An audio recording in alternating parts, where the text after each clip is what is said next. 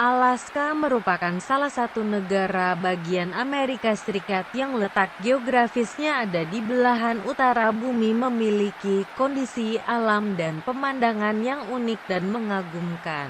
Ada kota yang mempunyai nickname The Salmon Capital of the World, yaitu Ketchikan, yang perekonomian memang berbasis turisme dan penangkapan ikan. Di pertengahan Juli, sungai-sungai Ketchikan dipenuhi ikan salmon yang berlompatan melawan arus sungai yang deras. Tak jarang pada musim salmon, sungai di sini menjadi bau amis.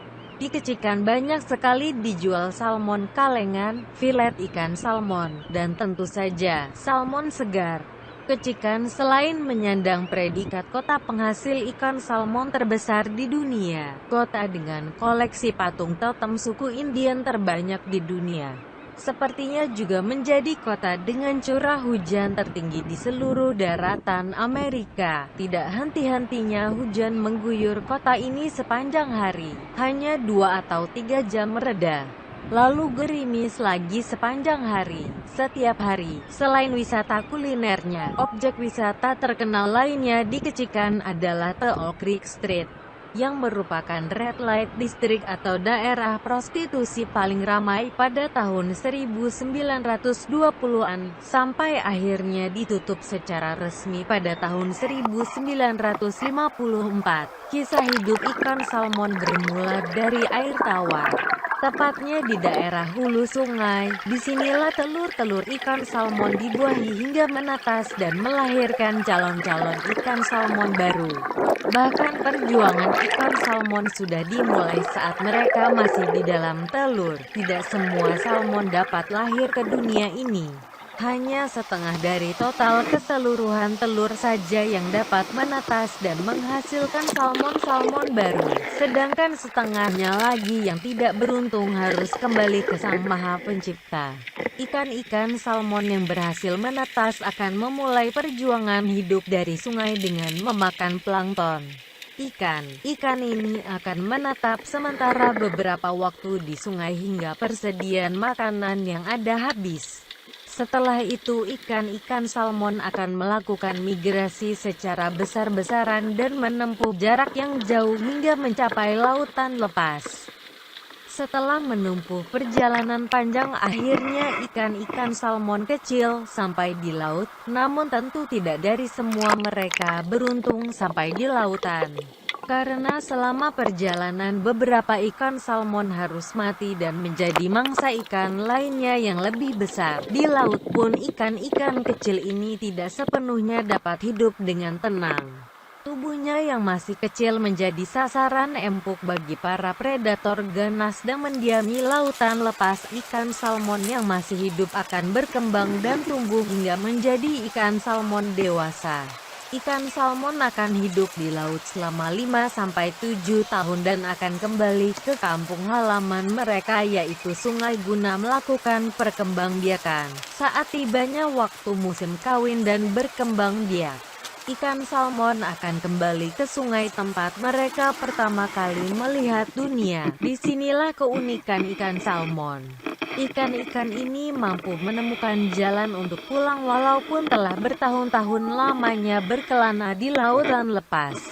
Bahkan banyak peneliti belum mampu mengungkap bagaimana ikan ini mampu mengingat perjalanan yang sangat jauh untuk sampai ke tempat mereka dilahirkan. Ikan salmon akan melakukan perjalanan panjang beramai-ramai dalam kelompok besar. Perjalanan pulang ikan salmon justru lebih berat karena ikan-ikan ini harus berpuasa dan hanya mengandalkan cadangan lemak dalam tubuh.